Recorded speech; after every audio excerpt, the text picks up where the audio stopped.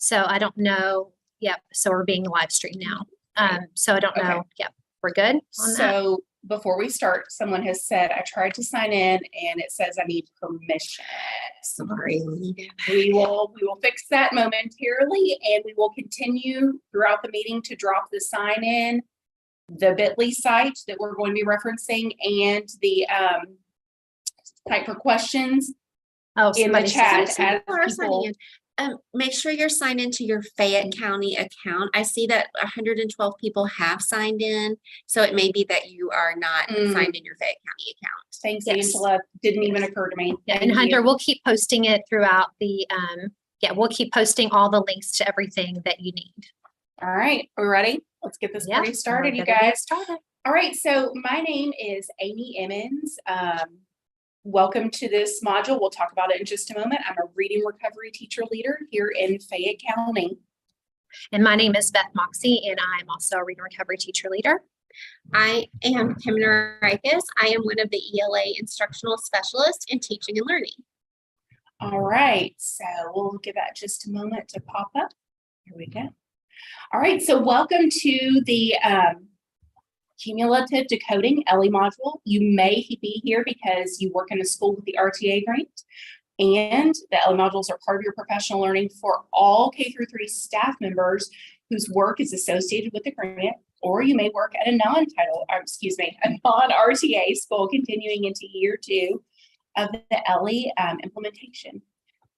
Let me just say this, from all of us, we really appreciate you all being here today. We really enjoy working with all of you who are classroom teachers, interventionists, EL teachers, SPED teachers, our instructional paraprofessionals, media specialists, coaches, and administrators. We appreciate you and thank you for the work that you do. Today, we're going to learn more about cumulative decoding, but I want to let you know that from the beginning, as you see on the title slide, cumulative decoding and then building up sounds, we're going to use those interchangeably, those terms. In the teacher's guide, you will see both as you read through it.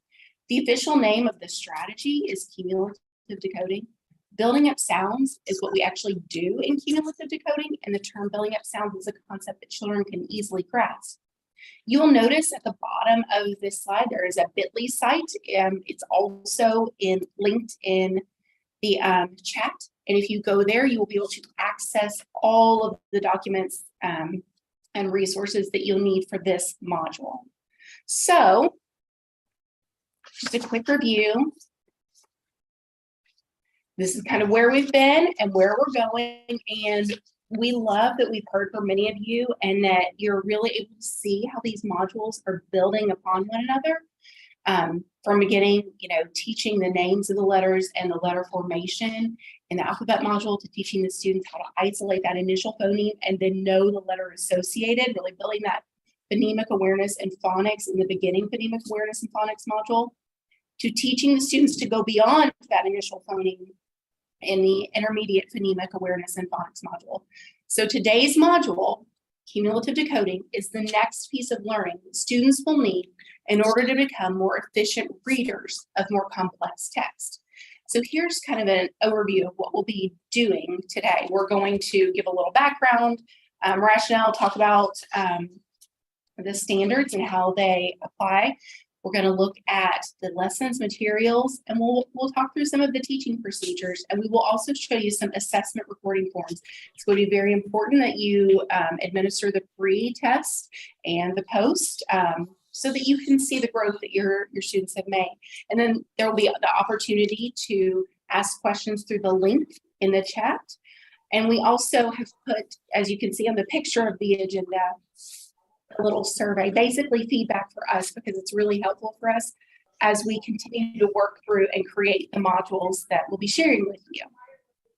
So you may be wondering, who should be using this module? Well, honestly, this module naturally follows the intermediate phonemic awareness and phonics module, where students learn how words with short vowels, how to blend words with short vowels, blends and digraphs, and how they work, okay? In your teacher's guide, you'll see that this module was created with first graders in mind. It's honestly, on-level instruction for them according to standards for first grade. But we know that students in other grade levels will also be ready for this instruction. So we specify that the cumulative decoding strategy is used with children who know consonant letters and sounds and have some understanding of short vowels, blends, and diagrams. You'll notice on this slide that there's a learning intention and success criteria. These are for the grown-ups in this session today. The learning intentions and success criteria for your students can be found on page 4 of your teacher's guide. So when deciding when should I teach this module, first grade, you're going to move into it right after the completion of the intermediate phonemic awareness and phonics module, okay? For other grades, you're going to make sure that you have data to determine. So we will show you the pre and post test, but, and that's going to be at the end, but I want to address that a little bit here. You'll need to administer this to children outside of that to determine if they're ready for this. And so what we're looking for is really efficiency in decoding with the pre and post test. They are linked in the teacher's guide, and then there are also loose documents within the folder that was shared with you through the Bitly site. And we're looking, as they're decoding, for the students to move away from letter by letter and become efficient in looking for parts and then articulating parts, building up those sounds. So in kindergarten, you may have decided for students who have indicated through assessment that they have mastered the kindergarten foundational skills. They know consonant letters, they know the sounds, and they have understanding of short vowels, digraphs, and blends. For students in grades 2 and up, once they've mastered the skills in the previous phonemic awareness and phonics modules, you can absolutely introduce cumulative decoding. We've heard from many of you that the intermediate phonemic awareness and phonics was very useful for older students that were missing some crucial foundational skills, and we're so glad that that is helpful for you. The content of this module is just the next piece in that foundational learning that they'll most likely need. So you may be wondering, well, what is cumulative decoding? Because it is not phoneme by phoneme. And really what it means is the building up of the sounds in a complex one syllable. That's really important. It's in a one syllable word by repeating and adding sounds and parts, sometimes also referred to as chunks. And in cumulative decoding, it's best applied to a single syllable word with at least one blend and or digraph. Now in a moment, you're going to see a video where I actually modeled that with my own student on a CVC word. That's because I have to teach something new on something that is easy. I wanted to make sure that it would be within his reach.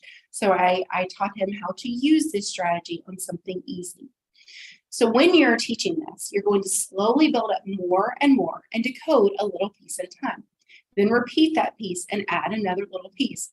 It's kind of like the concept in the I Know an Old Lady Who Swallowed a Fly, which we've all read some version of this book. There are so many. I keep starting over at the beginning, repeating, and then adding a new part.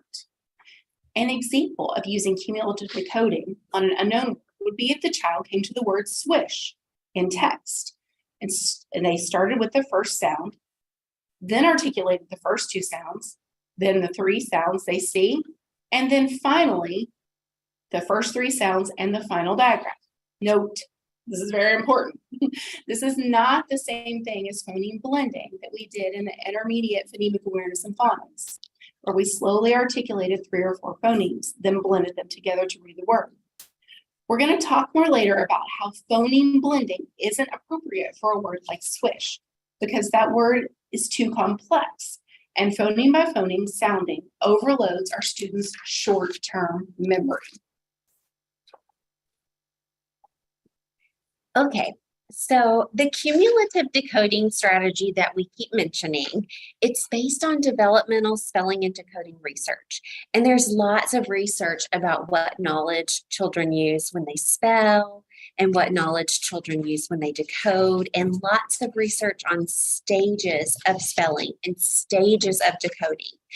And one continuum that you may be familiar with was developed by ELLE.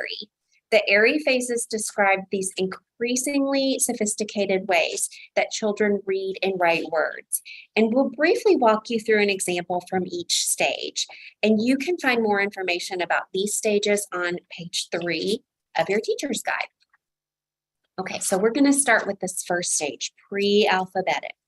In the pre-alphabetic stage, children know that writing is about letters, but they are not yet using letter sound relationships. They don't have the alphabetic principle. That means that in spelling or writing, they don't yet understand that for every sound they hear, there's a specific letter that corresponds to that sound. And in reading, they don't yet understand that for every letter they see, there's a specific sound that corresponds. And in their writing, they might also still be using a few squiggles mixed in with some letters. So if you look at these examples, on the reading example, the child might see a picture that looks like this and just pretend that they're reading and say library, that says library. They're just using meaning, no letters. And then in the writing example, there are some letters, but that word's supposed to say elephant. So the letters don't correspond to the sounds, okay? So then next is the alphabetic stage. And these examples are from early on in the alphabetic stage. Okay, this is where a child might see the sign. They know it's a library. They look at that letter L and they might even sound it. Oh, that says library. And then the writing example, this is a love letter that was shared with Dr. Leah McGee, who inspired us to provide these modules to you. And it says, Dr. McGee, you are cute. I love you. You have pretty clothes. Do you love eggs? Love, Pierre. And she told us that it was close to Easter, so the word eggs was probably on the board. But in this example, the child has mostly heard the first sound in each word and recorded one letter for each sound. There are a couple of words where the child used a more sophisticated spelling. So cute and pretty. So they are more sophisticated because in those two cases, 2 phonemes have been heard and recorded. All right, so now later in the alphabetic stage, this is where this child in this later stage, the child is fully alphabetic or fully phonemic, we might say. So in the reading example, the child said a sound for every letter. It made sense, it sounded right, and the word looked like library. And so they sounded it kind of like this, O-I-B-R-A-R-E. It's not the most efficient way to decode a word like library, but the child was eventually able to decode the word and was able to confirm that attempt with meaning instructor. And then in the writing example, the child wrote the high frequency word the, and then recorded a letter for every sound heard. The knight bravely fought the dragon. The spellings are not conventional, not standard, but they are alphabetic or phonemic because there is a letter recorded for every sound. So the next stage is orthographic, okay? And in this example, the child has learned how sequences of letters or parts of words work together and is able to decode more efficiently versus that letter by letter that we saw in the alphabetic example, okay? Library. In the writing example, this is a memory story about first grade. This child knows that there's more to writing than just recording one letter for each sound. They realize that sometimes you have to use more than one letter. So notice the child's attempts at great. First grade was a great memory. And then the word neat. First grade was very, again, these are not standard spellings, but they are orthographic more than just what you hear. So this final orthographic stage, this is the most efficient level of decoding and spelling. Children begin to recognize that many words are made up of larger, longer sequences of letters, and they always have the same sounds related to them. So they may learn many rhyming families and learn to recognize the rhymes, the R-I-M-E-S rhymes, such as at and ot and ugh. And they may learn some blends and digraphs or inflectional endings, or maybe notice some of those bigger parts like the TLE at the end of rattle, bottle, settle. They always have that same sound associated with them. Okay, so those were Aries phases of spelling and decoding. And let's dive a little deeper into how those stages of spelling and decoding correlate with, or spelling correlate with decoding. That's okay. Okay, so back to pre-alphabetic. Okay, this is where no letter sounds are used. And so the research on stages of spelling and decoding development say that if you try to teach words to children before they have the alphabetic principle, the only way they really have to remember words is by shape. So you may think they're memorizing the letters, but it's really the shape of the word. It's only when they have the alphabetic principle that they can learn that it's dog, dog, okay? The letters make sense. They can hear what they see. They can see and hear those letters in order. This is what we learned in the intermediate phonemic awareness and phonics module. Okay, so then in the early alphabetic, they've got the alphabetic principle, kind of, sort of. They're learning that those letters and sounds go together. In this stage, children can really only see the first letter in the word. They may know the rest of the letters, but the letters don't make any sense to them as far as how they go together. The rest of the word is there, but it's sort of invisible to them, okay? And so to correlate this with the stage of writing, the child is really only hearing that first sound and recording the first letter. And you may remember the Nora flies kites example that we shared with you during the previous phonemic awareness and phonics modules, okay? So that was when we talked about using the sound boxes, the Alconin boxes, to move them out of this phase or a little further along to where they could see and hear every letter, every sound, okay? We wanted them to look beyond. So then we shared this example. This is later on in the alphabetic stage, okay? And this is a very important shift for first graders, okay? So our rationale for moving them beyond the beginning phonemic awareness and phonics to intermediate was we have to get them past just using that first letter, okay, so that they can read more complex text. So we shared this writing sample. Jim gave the giant a wig, and we talked about how giant is fully phonemic because this child heard every phoneme in the word, giant, and recorded a letter for each phoneme. Now, it's not a conventional or a standard spelling, but it is fully phonemic. And then the child who's at this phase, when they see those three letters together, they see all the letters and they know each letter has a sound and they use every letter. Dog, dog, fully alphabetic or fully phonemic. Okay, so now orthographic. We know that all of you are orthographic decoders, and so are we. And so even though you've never seen this word before, we know you can read it. So just on the count of three to yourself, we just want everybody to read this word. 1, 2, 3. Okay. So if you said muffle, like waffle, why did you say that? Well, it's because you used an important strategy. You used a word that it looks like in order to decode it. That was very efficient. And if you said maffle, like baffle, maybe you used that little CVC part at the beginning, math, and maybe you used that FLE chunk at the end. Either way is okay, because the point is you used parts of a word to solve it. And I bet none of you did it like this. Okay, nobody did letter by letter because we are orthographic and we know that we have to use parts. So orthographic decoding is when we use more than one letter to solve or to spell, okay? And this is a critical shift that children have to make. In other words, sounding out words from left to right, letter by letter, only works with simple, regular words. And it's not going to get you to the level of complexity that you need to read on level by the end of first grade. And students who make this shift from alphabetic or letter by letter to orthographic using parts, it's ideally somewhere in the middle of first grade. They're able to successfully move up into those higher, more complex text levels by the end of first grade, okay? They have to make the transition to knowing there are different ways to spell different sounds, and they have to use word parts.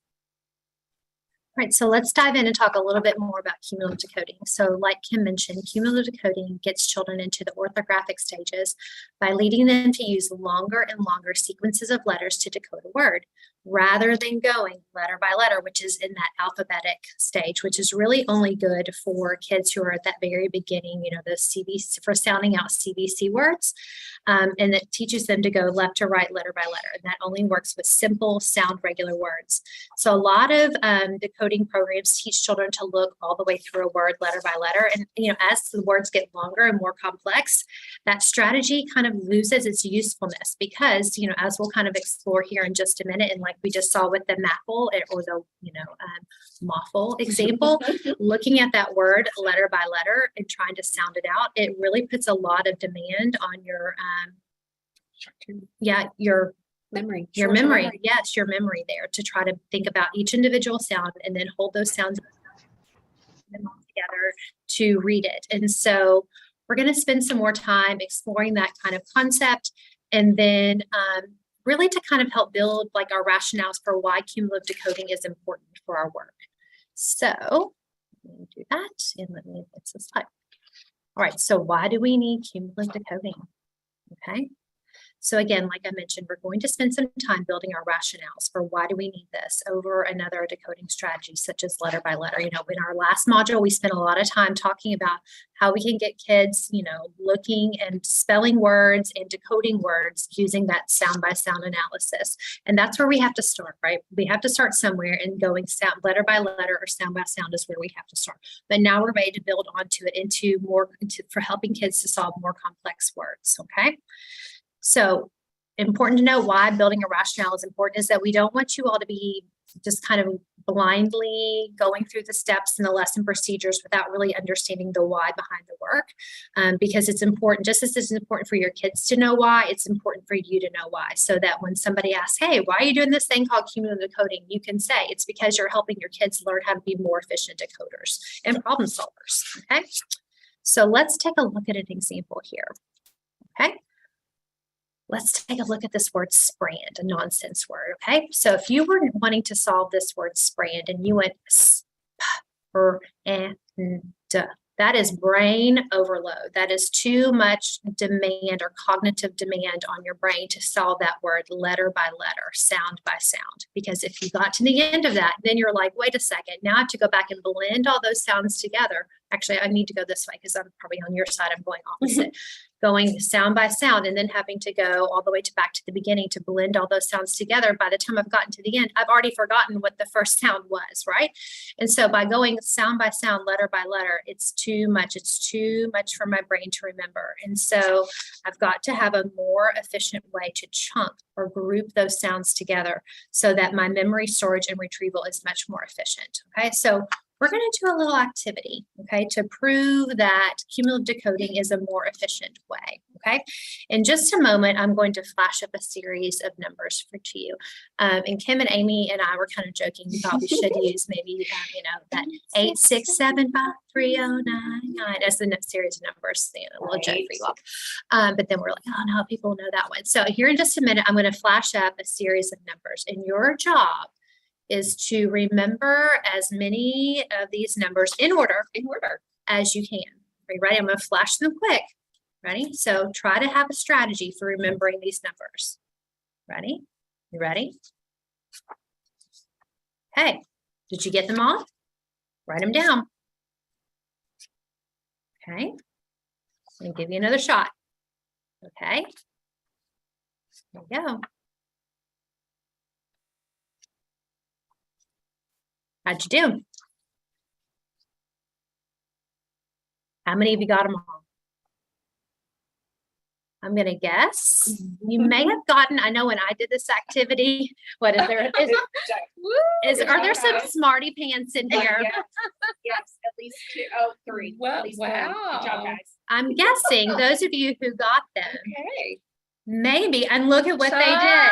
You chunked them it. into 3 numbers, into 4 numbers, right? So that is just making our point of that chunking those numbers is a more efficient, because let me tell you, when I first did this, my approach was to look at it number by number, and the cognitive overload on my brain was way too much, right? And so trying to remember those 3, 9, 6, 0, 4, 7, 1, I was only able to remember a few at the beginning, and like I knew there was a 1 at the end, right? But the chunking helped my brain to remember more of those numbers. If you think about it, like trying to memorize your social security number or like an important phone number, right? Like chunking those numbers really helps you. Oh, and somebody had a known part, the 396 is part of Yes. That is important. So That is awesome. Yes. Yes, Ms. Horton. Yes, so you're linking it to a known. Yes, and think about how important that is for our students, right? Linking to something that's known and linking to something that is easy. That is a really important concept to explore. So chunking, thinking about something that's easy and linking to something that is known. Amazing. So again, making that kind of link to cumulative decoding, thinking about things as isolated letters or numbers in this case, is too much cognitive demand. And so that's why we need to make the shift to thinking about things in chunks, right? Going back to our sprand example, instead of going sprand, right? Now we want to think about it as either chunks or spur and, right? Thinking about it in parts, that will help us be more efficient, right? Now, just a really quick note, the words that we used with you all were nonsense words. You will notice in this module that this is the only time we're going to use nonsense words. We had to choose words that you all didn't already know. And so that's why we chose nonsense words for our demonstrations today. In our module, we use real words with our kids. Okay, so that's why we just wanted to point that out to you. We put real words in front of our kids. All right. So, Kim. All right, thank you. Okay, so we want to also remind you that this new strategy that we're teaching, cumulative decoding, it's one of several decoding strategies that we could teach children. It is very effective, okay? And we've already talked about the research that it's based upon. We're teaching them to use sequences of letters and sounds rather than single letters and sounds because they cannot get to those higher level texts if they're sounding out letter by letter. Okay. So it's just some examples of words that you'll see in our lessons that this strategy is really good for. Complex, not simple, complex one-syllable words that have about 5 to 8 letters and 4 to 5 phonemes. Okay, words like sweep and strip and stump and grasp. And again, it helps this is our rationale. It helps reduce the amount of information needing to be held in working memory and preventing that memory overload. Okay, so why does that matter? We want our students to be as efficient as possible. I mean, without sounding like too much like a linguistics geek. I mean, we're trying to build up those neural pathways, get that processing speeded up efficiently, okay? We don't want them to habituate that slow letter by letter sounding that will not work on complex words, okay?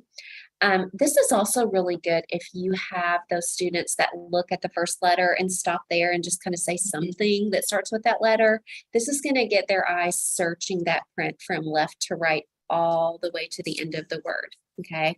Reading is not guessing. We do not teach students to guess. We want them to use as much information as they have, the visual, the meaning, the structure, to make an attempt and then confirm it, okay? That efficient visual search is just key to getting to those higher text levels, especially when integrated with meaning and structure, okay? All right. So real quick, we'll revisit this chart as we go, but this is just our teaching sequence breakdown.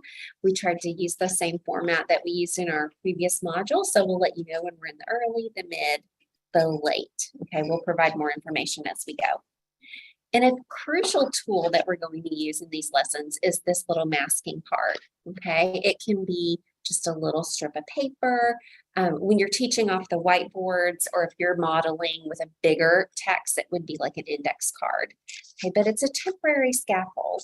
It's going to help the child reveal one letter or one part at a time in the case of a digraph or a vowel pair.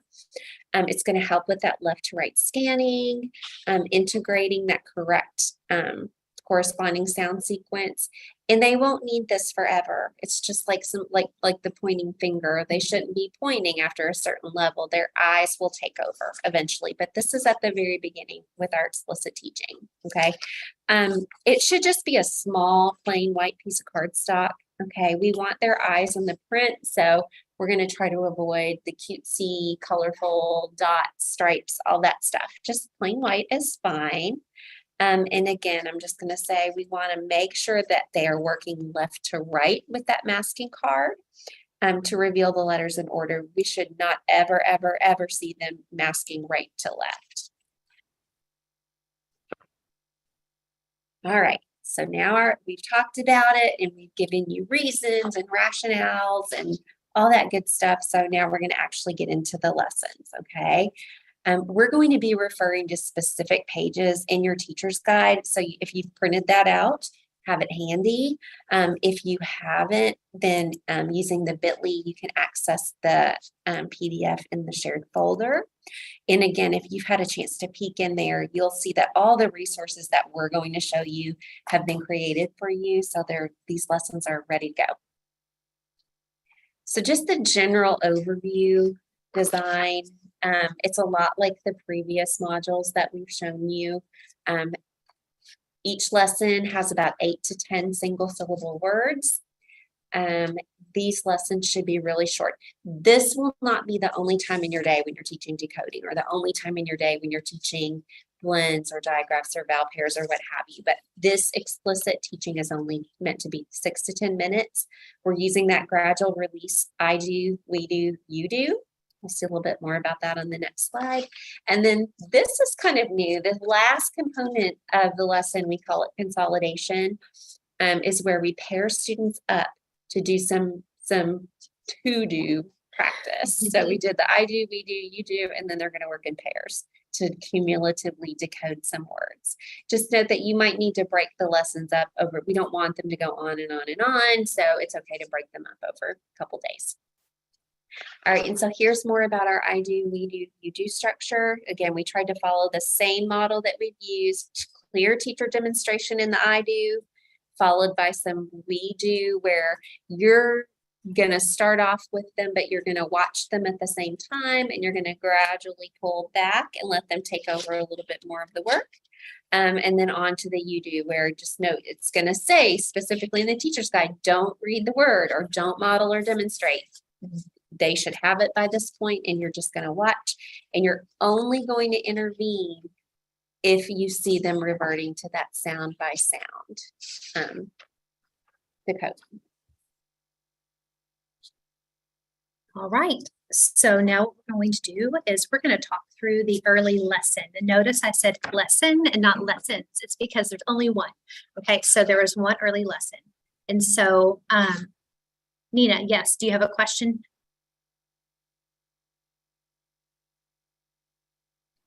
Type it in the chat box. Yes, Nina, type it in the chat.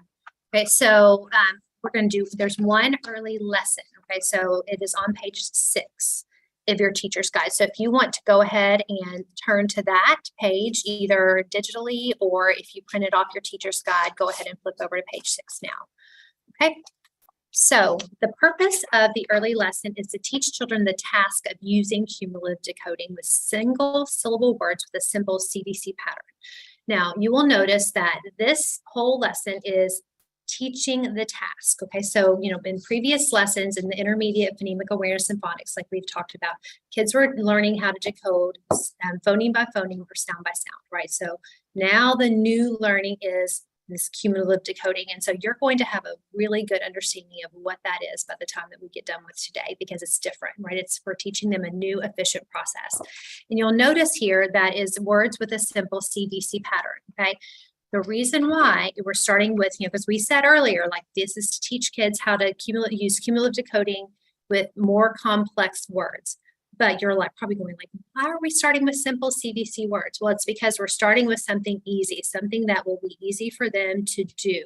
We're teaching them something, the new task, with something that is easy for them. So they're going to learn how to do something new on something that is known, okay? Something that will be easy, okay? So this early lesson is all about learning how to do this new thing called cumulative decoding, which is that's what we're calling it as teachers, but when kids hear it, it's going to be called building up the sounds. Okay, so I'm going to exit out of the slide deck, and I'm going to pull up the teacher's guide. And I'm going to talk you through the different parts, just like we did before when we did this with the intermediate and phonemic awareness and phonics. So let me get that pulled up. Okay, and so just like with the other teacher's guides, it's got a cover sheet here, and then the table of contents has hyperlinks. And so I'm going to click right here underneath teaching procedures. And when I click on early lesson, it will bookmark it and take me right down to the beginning of that. Okay, so the way this is set up, the very beginning of each lesson, it has the purpose. Okay, and again, it just reiterates that it's to teach the task. It's got the, oh, let me here, so it's a little bit bigger. Okay, it's got our goal.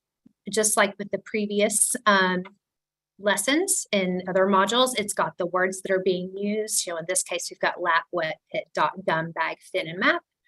We've got the skills taught, which in this case, cumulative decoding, words with 3 phonemes. The teacher materials, you'll see hyperlinked here is an early lesson slide deck, which is this. We have created all the different slide decks. I see Amy Emmons is giving me the side eye. She did it. It's bad. Yes. You get the credit. Stop it.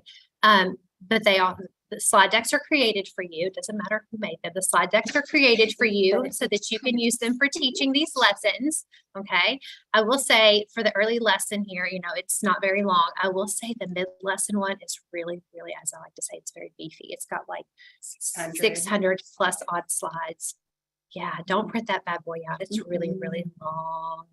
Yeah, it's bad. Don't do that. And then you've got the late lesson. Okay, so those will all be linked when you need them in the teacher's guide.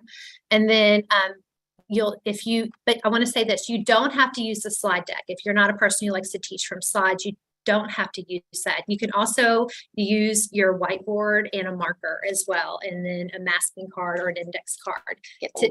Yeah. Kick it old school. Yeah. So you can do that too.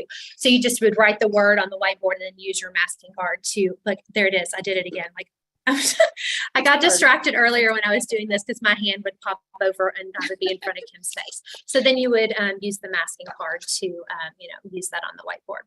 So that's what you would need as a teacher. So it's pretty low prep on you as a teacher in terms of what you need. Okay. Slide deck or marker whiteboard and an index card. Okay. The student materials, they either need a whiteboard and a marker and a masking card and or an index card. Okay. If you don't have individual whiteboards for your kids, a piece of paper in like a plastic sleeve works just as well. Okay, they just need something so that whenever they get to the we do portion of the lesson, that they can write the word and practice the physical act of the cumulative decoding for themselves. Okay, so again, very low in terms of materials. It's not like, in the intermediate lessons where they had like all the chips and the opponent boxes and that sort of stuff.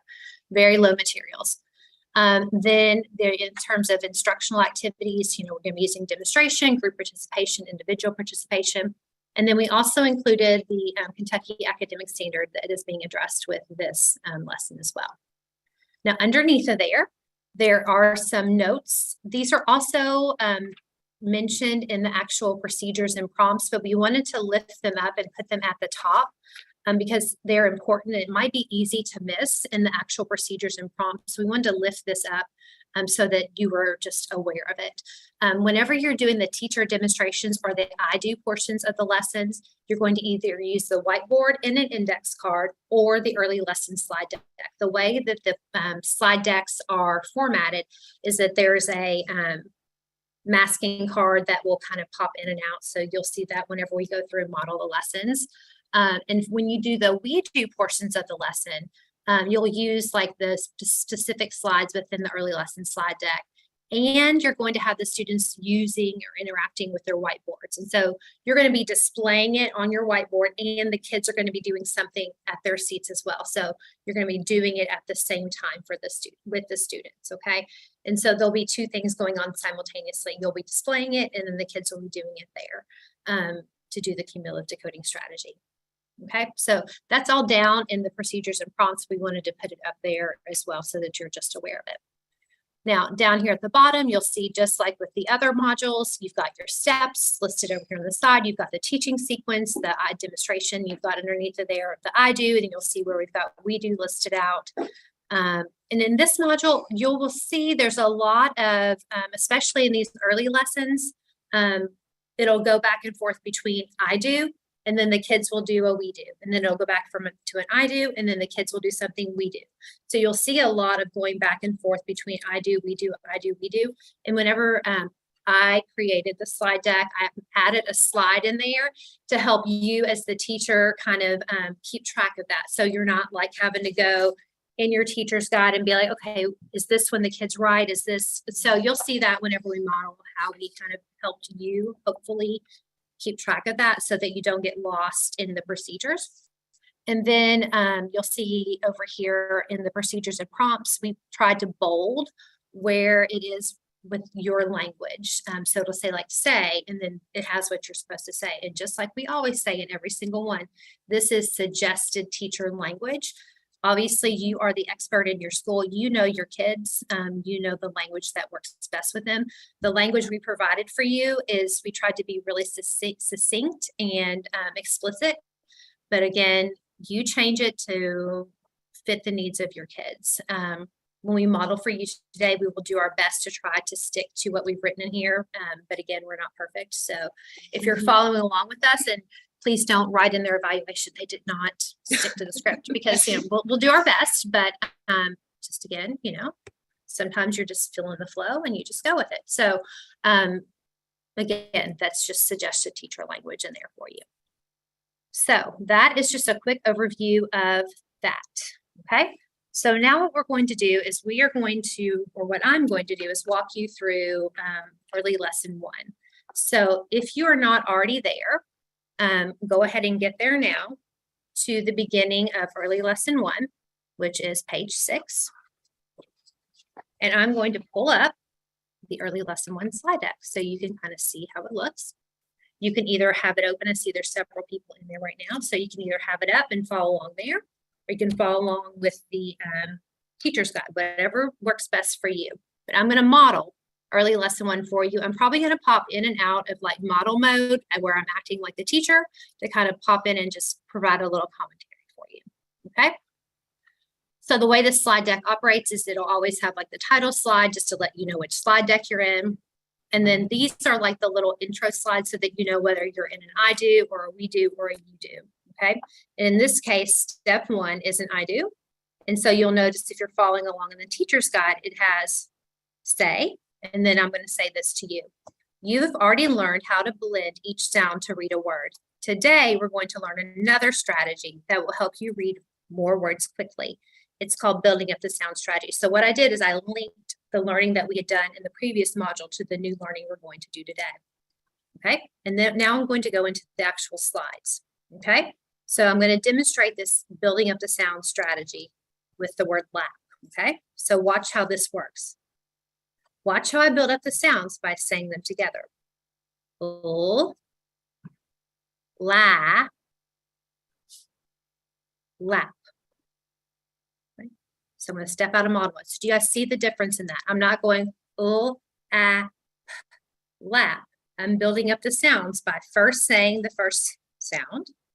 Then I'm blending these two sounds together, la, and then I'm reading the whole word, lap. Okay, reducing that cognitive load. Okay, so that's my I do, that's my demonstration. Now I'm going to move immediately into the we do. Okay, so now I'm going to invite you all to do this with me. You don't have to come off mute, okay, but just, kind of do it along with me. Okay, I'm going to say, now let's do this together. Ready? Let's say the first sound, oh. Let's say the two sounds together. La. Let's say the whole word. La. Okay. Now notice it says repeat steps 1 and 2 with the words wet and pit. So I'm going to move back into teacher demonstration. Okay. Ready? Watch how I build up the sounds by saying them together. So this is teacher demonstration. Where, wet. Now we're into doing it together. Let's do it together. Ready? Wet. Wet. Okay. And so you'll go through that with wet, and then we'll do an I do, where I demonstrate with the word pit. And I bet you can guess what's coming next. We're going to do it together with the word pit. Okay. Now, that's just getting them to learn the task of how to cumulatively decode. We're moving from letter by letter sounding to learning how to build up the sounds.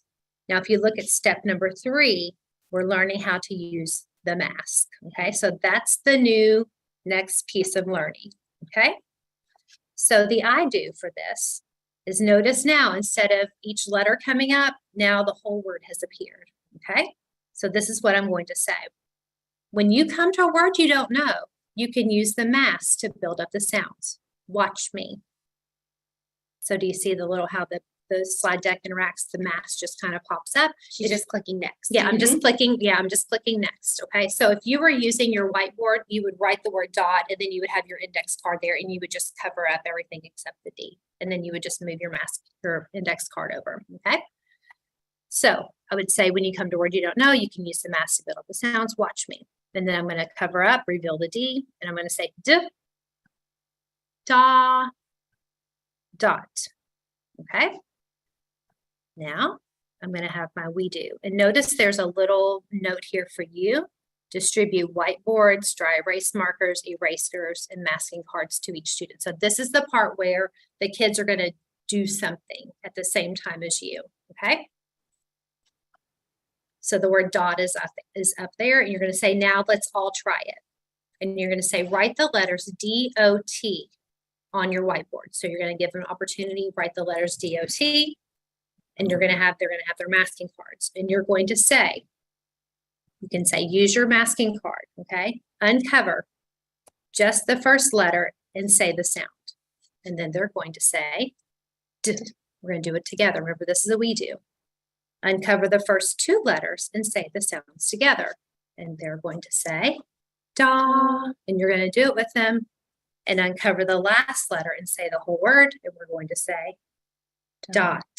I think this might involve a little more prompting. It kind of makes me think of when we were pushing up the sounds, and it's going to be hard maybe to coordinate the 2 things the first time we do it. So just be patient, keep modeling. Yep. Okay. And so you'll do that one. Okay. And then you'll repeat that process with the word gum. You'll go through that. You'll build up the sounds. And then you'll do it with the word bag. Okay. So that's step 4. And notice now we've moved into a you do. And notice now there's a little bit of extra information. It says, do not build up the sounds with the students. So now you are going to stay quiet. Okay.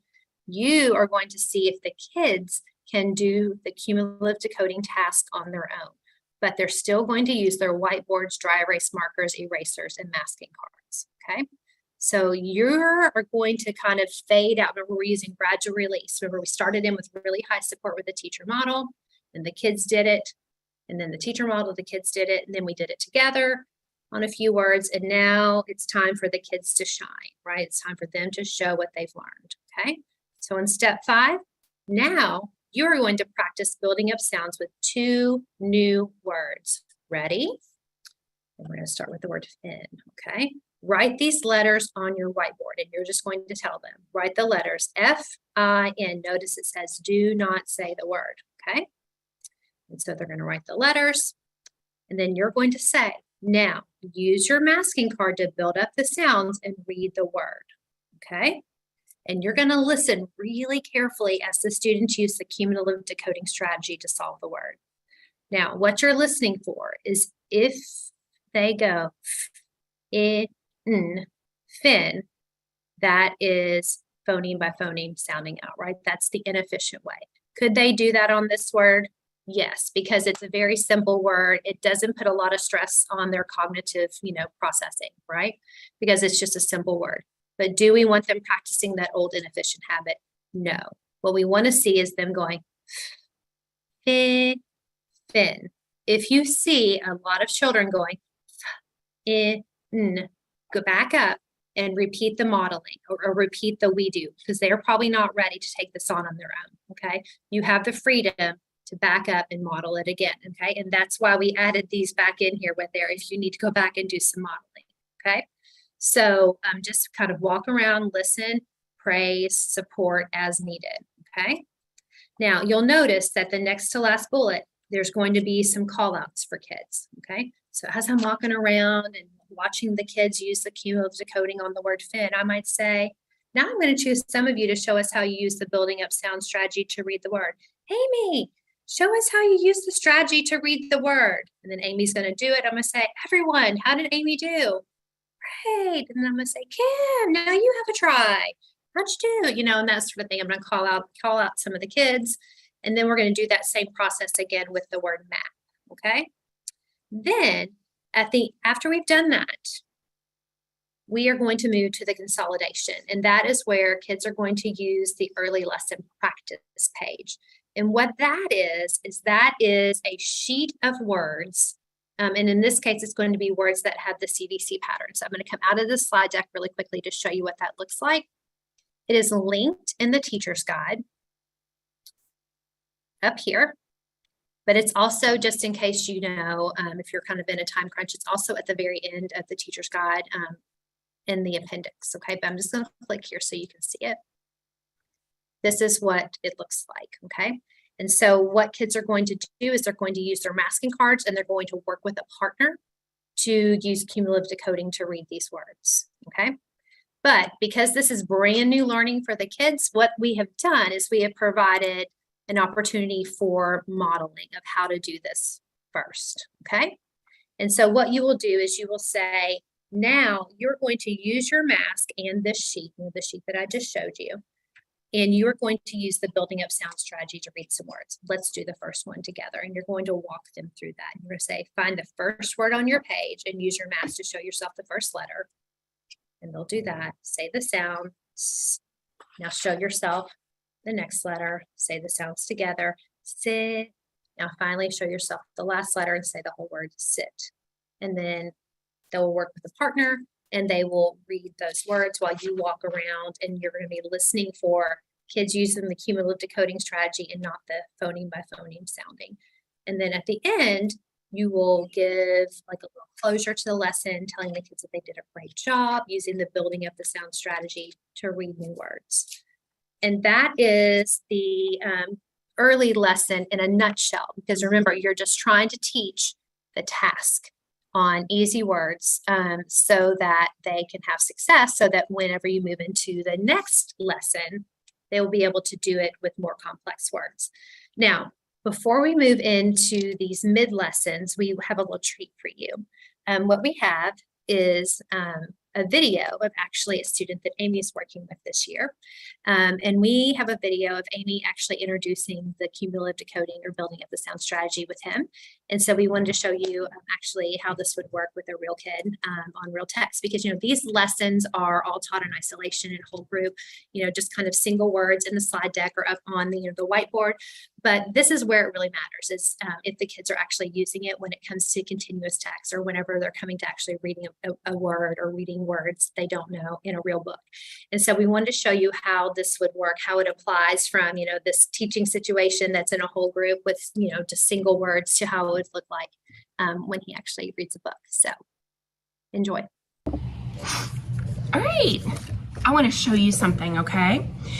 You've already learned how to blend each sound to read a word. So today, I'm going to show you another strategy that will help you read words more quickly. It's called the building up sound strategy. Okay, watch how I build up the sounds by saying them together. Watch me. Na, nap. Let's do it together. Ready? Na, nap. You try it.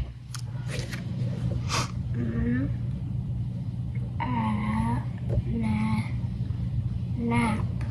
Okay, now Now go back and reread and let's make sure it makes sense. Time for a nap. Is he taking a nap? That makes sense, sounds right, and it looks right. Good for you.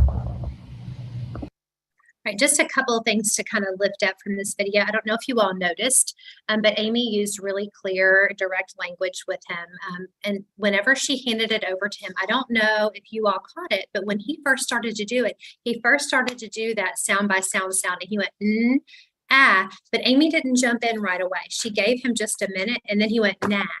I don't know if you all noticed that. So that was really amazing for Amy to kind of give him that moment to just kind of monitor for himself before jumping in and prompting. So that was a good reminder for me to just, give kids a moment, especially because this is something new. And it was more powerful for him to kind of notice and to self-correct and to fix that up for himself.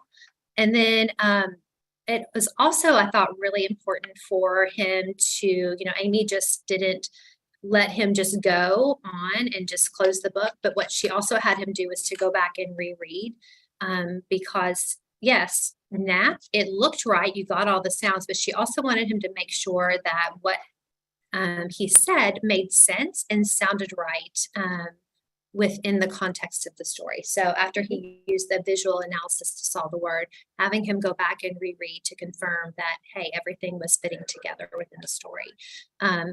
In your teacher's guide, we will talk about this later, but I want to point out this really quickly. It's page 5 in your teacher's guide. It's on the section called Putting the Strategy into Practice. We will be kind of, dropping this in as we go through the different portions of the lessons today, but that is the whole section about how you take these isolated lessons and kind of get kids to start applying it to the texts that they're reading, whether it is when they're reading independently, at their seats or at home, or whether you're reading, when you're reading with kids in small group. No, thanks for remembering to say that, Beth, because we can have them decode all the words in the world, but it doesn't matter unless they can apply it in text. Yeah. I want to point out one other little tiny nuance about the teacher language. It's also in the teacher's guide. You may have heard us in our prompts to the children say, show yourself, the part, not show me. Because again, we're pushing for that independence and we want the child to take it over. And so this isn't for me, the teacher. It's not about you showing me anything. It's about you showing yourself so that you can use that information to help yourself be a problem solver. Yeah. Good job. Thanks, Tim. Mm-hmm. Does that every time. I always want us to watch the video again because it's so great. Okay, so that was the early lesson and a little bit of how you could immediately start to apply that strategy in text reading. And it doesn't have to be one-on-one either. It could be in small group, or it could even be in a whole group shared reading situation. So now we'll talk about mid-level lessons. And these begin on page 8 of the teacher's guide. But before we dig into the teacher's guide, we're just going to talk a little bit about these lessons. So these mid-level lessons are designed to teach the building up sounds, decoding strategies. We're still in single syllable words, but we're going to be working with words with digraphs at the beginning and the end, or the end, I should say, and then also blends, but we're still using short vowels. So the teaching sequence, we're here in mid-level. Again, just what we just said. A little bit more information on this next slide, because we're going to really get to the meat of it. All right, so we're teaching children to use the building up sounds decoding strategy. The order of presentation here is, we tried to keep it the same as in our intermediate phonemic awareness and phonics, the order that everything appears, digraphs, and then the order of the blends. Okay, we want to point out something that it may be new learning for some students, at least on the intentional level that we're presenting it here. You'll notice that in these mid-level lessons, we start to actually use that term digraph, and we expect to hear the students say it too. In the intermediate phonemic awareness and phonics module, we learned how digraphs work, but I don't know that we use that term in the actual lessons. But we need students to be able to analyze a word in order to decide which strategy to use to decode it. Okay, so it's a little bit of meta-linguistic awareness, you could say. So we're going to use terms like digraph, and then in the late lessons, you'll hear us say vowel pair. They've got to know what's in that word before they know how to attack it, okay? So go ahead and look on page 8, and we're gonna look over at these mid-level lessons. And I wanna just kind of walk you through. The format is pretty much the same as the early lesson. It's just that now the words are getting a little more complex. It's okay. It's not letting me escape.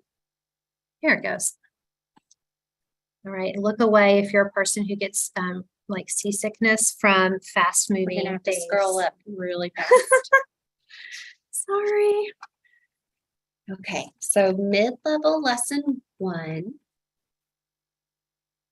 starts on page 8. Oh, sorry. I went too far. Okay. In my haste. There we go. And stop. There we go.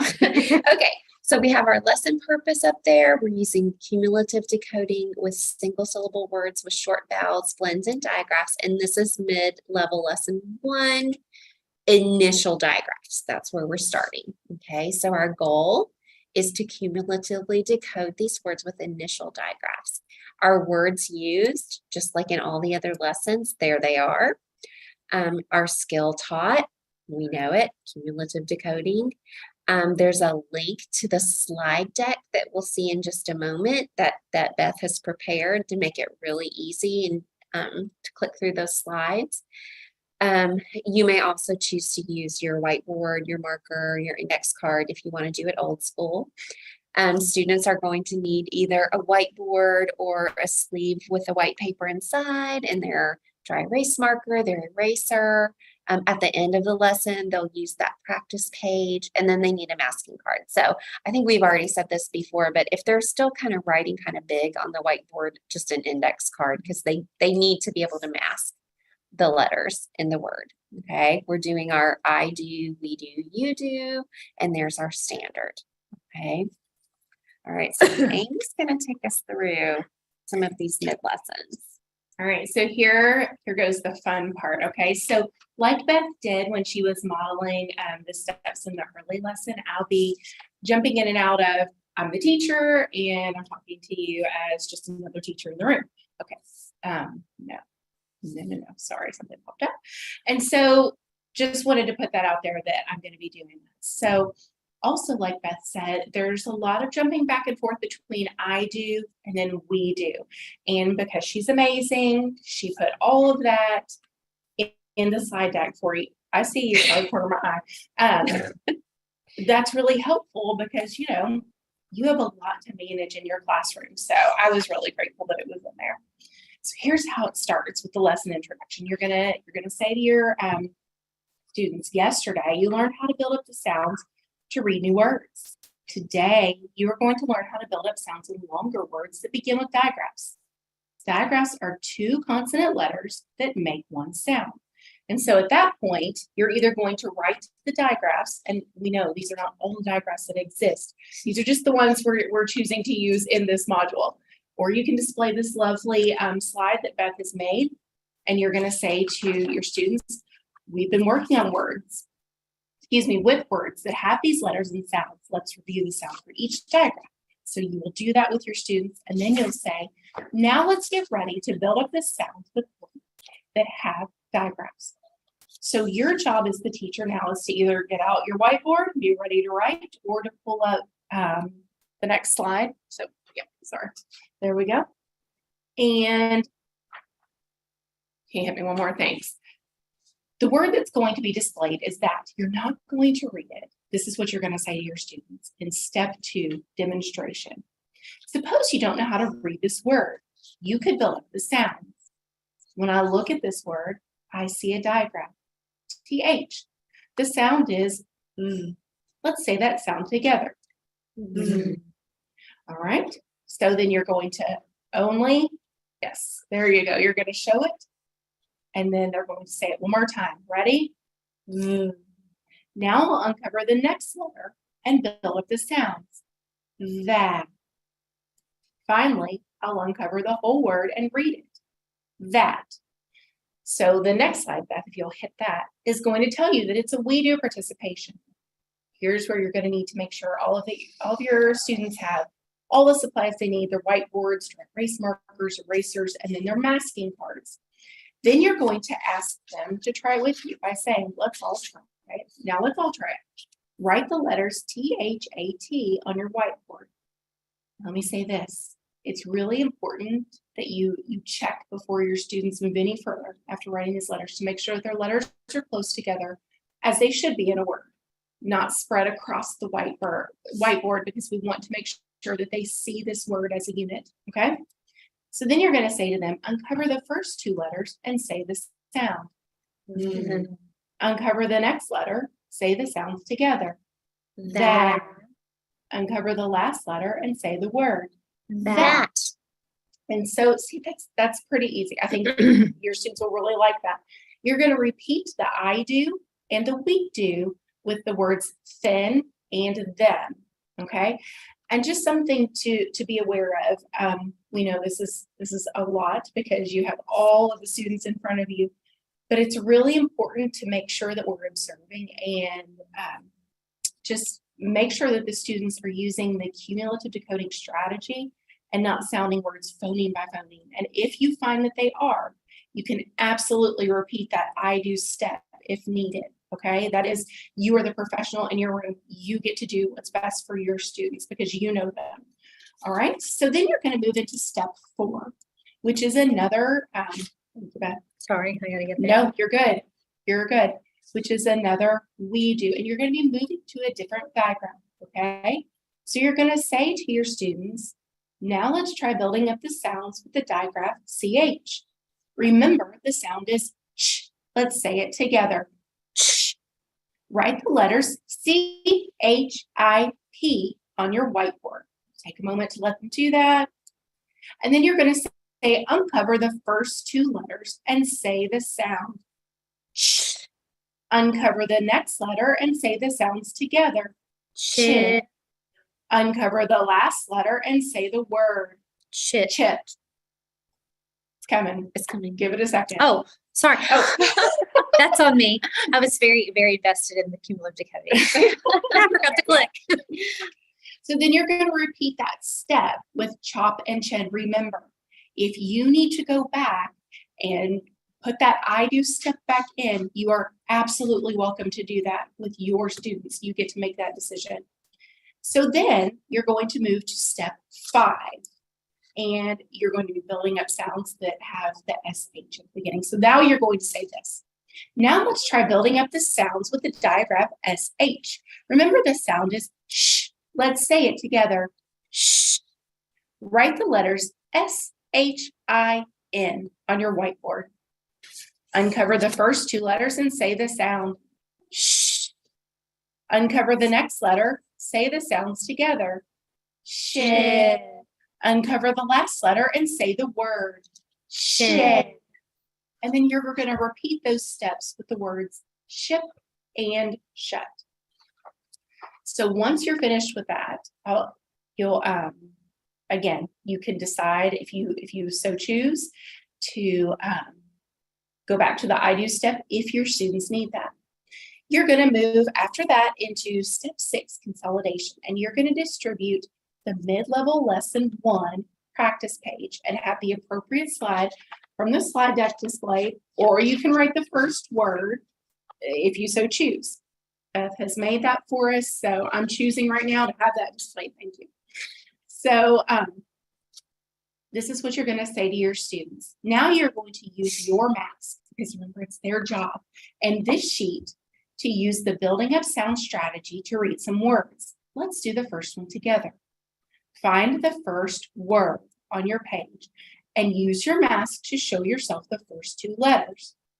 Let's say the sound. Shh. Now let's show ourselves the next letter and say those sounds together.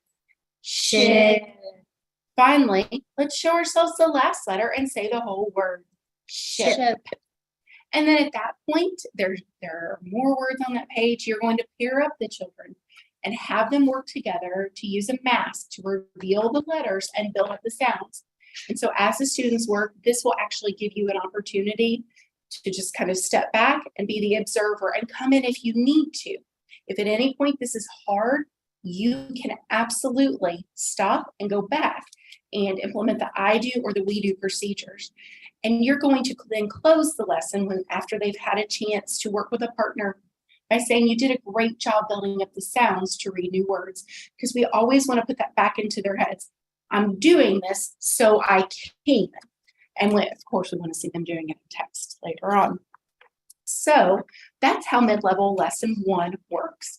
Honestly, mid-level lesson 2, which starts on page 10 of your teacher's guide, is very similar, except for one thing. You're going to see the digraph happen at the end of the word. So there is language that will take you through that, how to make sure they check from beginning to end, because that's really important. We always want them to look at the first part of the word and then their eyes move to the end so they can check for the digraph.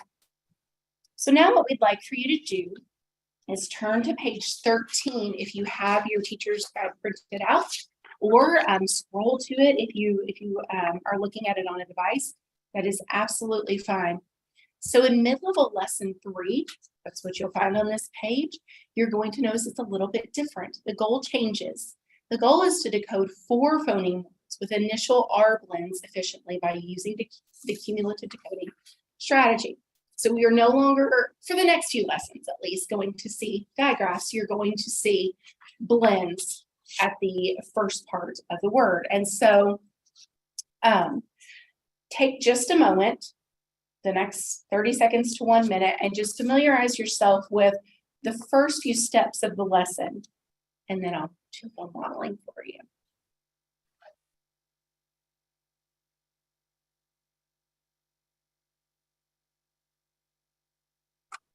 All right. That probably wasn't 30 seconds. Right? That's what all the silence I can take. Okay. So this is how it's going to work, okay?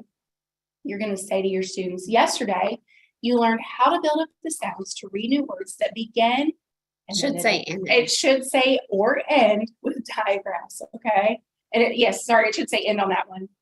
Sorry, we're going to fix that and put it in your PDF version. Today, we're going to look at more words. Remember, we have to start by looking at the first 2 letters to see if they are a digraph. If they aren't, we have to build up each sound, okay? So this may be a little bit different than what you've seen in the past with taking words apart, searching that first blend. Just know that that's coming in a module soon, okay? Sorry. But for today, we are looking at those first 2 letters. You're there. Oh, sorry. Yep, you're there. We're going to look at those first 2 letters. We're going to determine if we see a digraph with the children, and then we're going to teach them how to cumulatively decode. So go ahead and hit the next one. Thank you, Beth. Here's the first word, okay? I see the letters B, R at the beginning of the word, not a digraph. So I have to build up each sound. So I'm going to uncover just the B, right? B, burr, brag, brag. I built up the sounds to read the word. And so now I'm going to engage in a we do participation with the students. I'm going to make sure they have the supplies in front of them. And then I'm going to ask them to write the letters B, R, A, G on their whiteboard. And then I'm going to say, uncover the first letter and say the sound. Uncover the next letter, say the sounds together. Uncover the next letter and say the sounds together. Brag. Uncover the last letter and say the word. Brag. Then what I'm going to do is repeat those same steps with the words brat and crib, okay? And I'm going to be just observing to make sure that the students are really building up the sounds using that cumulative decoding strategy and not sounding phoneme by phoneme. And again, just like before, if at any time you notice that, you are welcome to step in with an I do or a more scaffolded we do and review that with your students. And so finally, in step 4, you're going to do this. And it says, do not demonstrate. And I love, thank you, Beth, that you put that on there. I'm someone who needs it written maybe multiple places to make sure that I follow the directions. Do not demonstrate or cumulatively decode the words with the students unless needed. Observe carefully for phoneme by phoneme sounding. If this action is observed, move to the we do or I do scaffold. So you're going to say, now you try some on your own. Write the letters C, R, O, P on your whiteboard. Uncover the first letter and say the sound, and you should hear them. Uncover the next letter, say the sounds together. Cr, Uncover the next letter, say the sounds together. craw, And say the last letter and say the word. crop. Excuse me, it should have said uncover the last letter and say the word. You're going to repeat that step with more words. And then you're going to close by saying you did a great job building up the sounds to read new words. And I just want to reiterate that the student's first job is to really check that word, to really scan that word as they're working through these blends to make sure they don't see a diagram. All right. So if you'll turn to page 16 in your teacher's guide, we're going to talk a little bit about mid-level lesson, excuse me, number 5, because language changes just a little bit, all right? There's going to be a small shift in the level of support in step 5, the consolidation in mid-level lesson 5. We are no longer prompting and supporting students through the process of cumulative decoding on that first word. We're giving them the sheet and telling them to work with their partner to read the words. So that's actually on page 17, step 5 consolidation. You can see it says distribute the mid-level lesson 5 practice page. And you said, now you're going to use your mask and this sheet to use the building up sound strategy to read some words with a partner. And then they just do it, okay? And so you have the opportunity then to walk around and observe and support children as they need it, okay? And then again, you're going to end with, you did a great job building up the sounds to read new words, because of course it's going to be spectacular. And then one more note I want to make. It's on mid-level, excuse me, mid-level lesson 7, okay? And that is on page 19. Thank you, Kim. It starts on 19. Yes, it starts on 19. And so there's a small shift in our language at the beginning of mid-level lesson 7, okay? We are I'll make that go away. Sorry, I'm going to adjust that. Let me see where I was. Excuse me. We've been reminding students to always check the first 2 letters of the word to see if there's a digraph, but now we're asking them to simply check for a digraph, okay? It could be at the beginning or it could be at the end. We always want their eyes to be scanning from left to right. That is very important, that they start on the left. That looks right on your view, right? Mhm. Okay, I want to make sure. Start on the left and move this way, just to determine, is there a digraph, so they know how to approach it when they get to it within that word. That's just really important. So take a moment, review mid-level lesson 7, mid-level lesson 8. The format really doesn't change. It doesn't. Just that little bit of teacher support goes Thank away. you, Kim. Yes, very much the same. And now, let's look at, in your teacher's guide, mid-level lesson 9.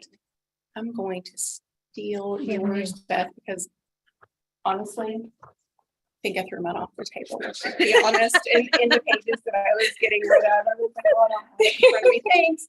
I mean, if we're being honest. Okay, so here's what you're going to do, okay? This is going to be a lot of fun for you, okay?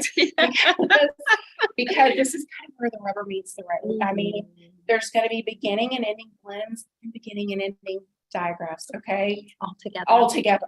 All right. Super. It'll be good for your kiddos because these are the words. It's real. It's real. They're encountering in more complex texts. So, yes, thank you. So here's what you're going to do. Okay. You're going to check for your words used. You know the skill taught. you're going to be ready for this. It's linked to the slide deck. It's linked to the practice page. You're ready. So the first thing you're going to do is say this. Today, we're going to look at more new words. That's pretty brief, okay? Much more brief than what we've been saying to them. And then you're going to, I'm going to let Beth get to I was like, right, you got to give me a second because I've it was got to. 537. I was like, it's like I do 500 remember and something. that. Like, oh, Amy, hold on. I just want to plug in there. Amy's probably going to say this anyway, but again, this is intense. This is where the students will really have to look at these words to know how they're going to use that masking card. They're going to need to quickly scan and analyze the word before they ever put that mask down. Absolutely. Thank you, Kim. So Amy, take it away. Let's do this. Okay. So you've already said to them today, we're going to look at more new words. You're either going to write the word flash or have it displayed on your board, whatever kind of board you have in your room. And you're going to say, here's the first word. What do I do first? So you're asking the students, you're putting that back on them because it is their job. And they're going to respond. I know they are by saying, had to look for a diagram. right, check for digraph, look for a digraph. Okay, because that is the job.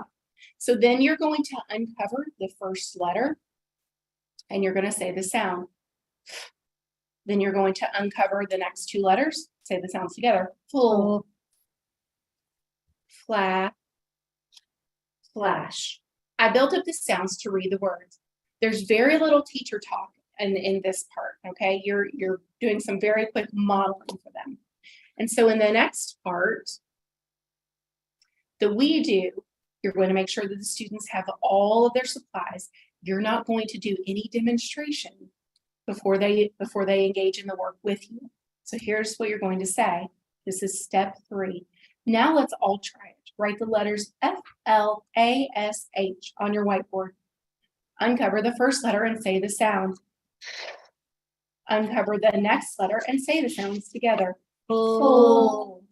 Uncover the next letter, say the sounds together. Flat.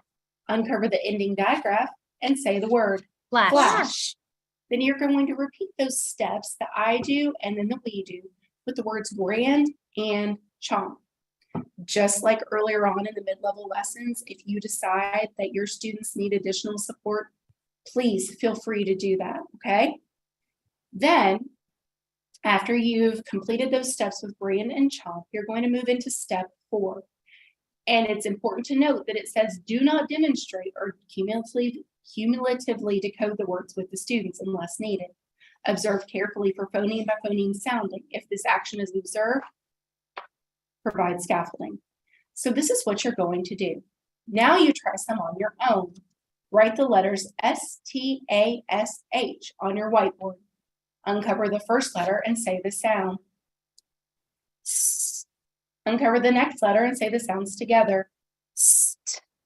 Uncover the next letter and say the sounds together. Stat. Uncover the last letters and say the word. Stash. So you're going to repeat that with the words trash, brush, and slump. And they are doing a lot of the work on their own. And then finally, you're going to be in step 5, the consolidation. Look, it says release the responsibility. Okay? You're not going to demonstrate. You're literally going to pair them up and have them practice. So you're going to say, now you're going to use your mask and this sheet to use the building up sound strategy to read some words with a partner. So as they're paired up working, you will absolutely be able to walk around and make sure that the students are, and they're going to have to really look because there are beginning and ending digraphs and beginning and ending blends. And hopefully you'll hear them, some of that thinking aloud, like, oh, I see a digraph. I have to show myself those two letters together. Oh, no, this one doesn't have a digraph. We have to show ourselves the letters one at a time. Yes. Like that thinking aloud, it's evident. That's your visible learning piece. Oh, they get yes, it. absolutely, Kim, nice. And so definitely, and then at the end, of course, you're going to end by saying you did a great job building up the sounds to read new words.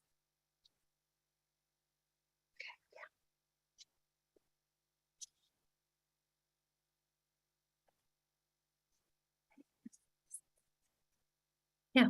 Oh, I went the wrong way. Oh, I went the wrong way. Sorry. Okay, so we have a great video that Ken made with a couple of the students that she Quickly work with. Yes. Just to demonstrate how it will look when the students are engaged in this cumulative decoding with one another. Ready. Building up sounds.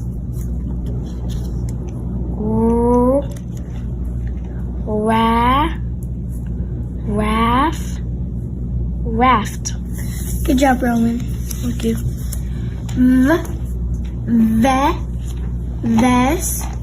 Vest. Good job, Lilia. Thank you. He's asking hard. Right? Realize the wife.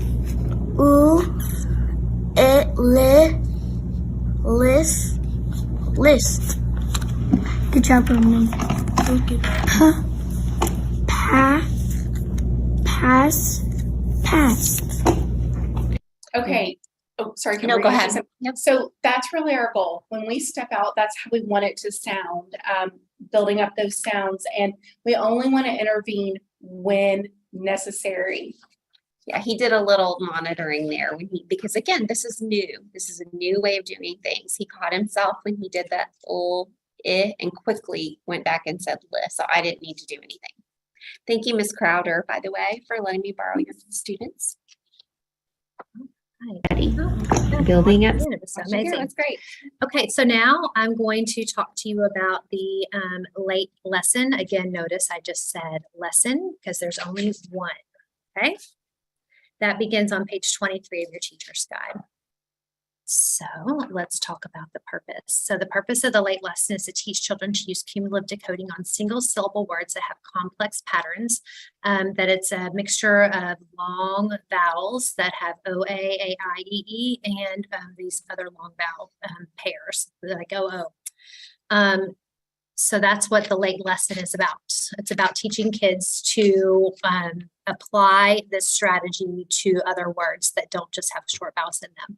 Okay, so this lesson is most appropriate for students who are more advanced first grade readers or for second grade readers who have some awareness of long and complex vowel patterns. And then, like I mentioned, it's what's the purpose of the lesson. And so kids will use the strategy on unknown words containing a mixture of digraphs, blends, long vowels, and other vowels. And there you can see some examples of words that they might see in this lesson or words that they might come across in their books. This will help you know which kids need this, like bleed, sheet, chain, paint, roost, throat, etc. Just a quick note about this. The purpose of this lesson isn't to teach these long vowel patterns specifically, but it's really just to give them exposure to learning how to apply that strategy to other words. I will tell you, you are going to be very supportive, as you will see here in just a moment, in helping kids with that long vowel pattern part, the vowel pair. And so I'm not going to get too much into that because it'll become very clear whenever you're going to use more of a shared solving approach to this. The kids will do everything they can independently, like the blend or the digraph. They will do that on their own. And then for the vowel pair, you will come in and support them with that and basically be telling them, like when I see the two E's, it says E. And so you'll just provide that support for them. So it'll be very high support for some part of the word and low support on others. Okay. So you will see how that works here in just a moment. Okay. Okay. So let's look at page 24 in your teacher's guide if you aren't already there. And then I'm going to escape out of this and pull up the late lesson slide deck. And again, this is a separate slide deck, not nearly as long as the mid-level one. That was like 4 million slides. Okay. So let me get back here to the beginning. I'm sorry for scrolling so quickly. Okay. So the way that this one begins is you are going to just start by giving a very quick explanation. Today, we're going to look at more new words and use building up the sound strategy to solve them, okay? So the words we are going to read today are longer words. All the words have vowel pairs, okay? There are two vowels together that make one sound. So we're just giving a very quick definition of what vowel pairs are. That's new words, new vocabulary that we are using with the kids, okay? And so what I'm going to do is I'm going to tell the kids, these are the vowel pairs that we're going to see today. We're going to see E, E, O, A, I, and O, O. Okay, so let me teach you the sound for each vowel pair. EE makes the E sound. OA makes the O sound. AI makes the A sound. And OO makes the U sound. Okay? So then I'm going to show the word bleed, and I'm going to show kids how to use cumulative decoding on this word bleed. Okay? Here is the first word. Even though the words today all have vowel pairs in them, my first step is still the same as before. So I'm linking back to what is known, what we've been practicing. What is the first thing I do?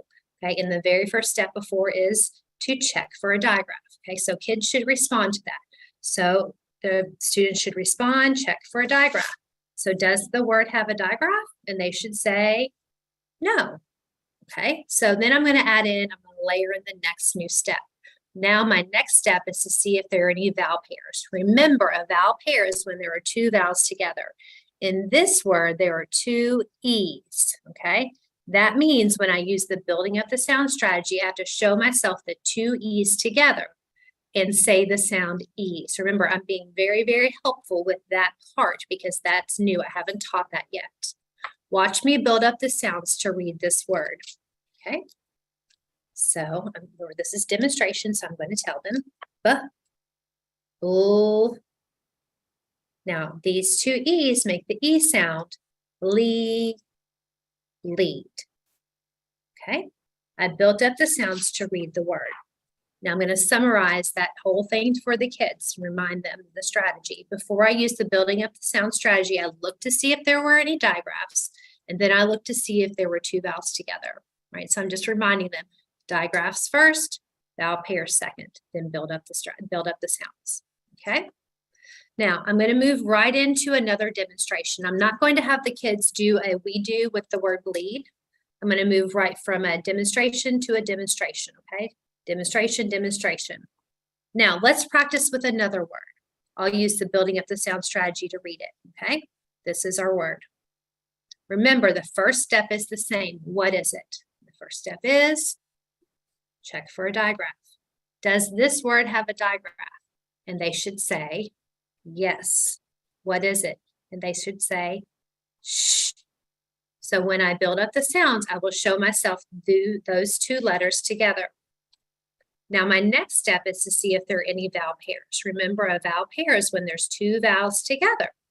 In this word, there are two E's, okay? Just like in the last word. I will show myself the two E's together too.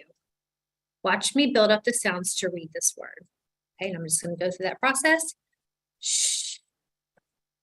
These two E's make the E sound. She. I built up the sounds to read the word. Remember, before I use the building up the sound strategy, I looked to see if there are any digraphs, and then I looked to see if there are any vowel pairs. Okay, so I did two models, okay?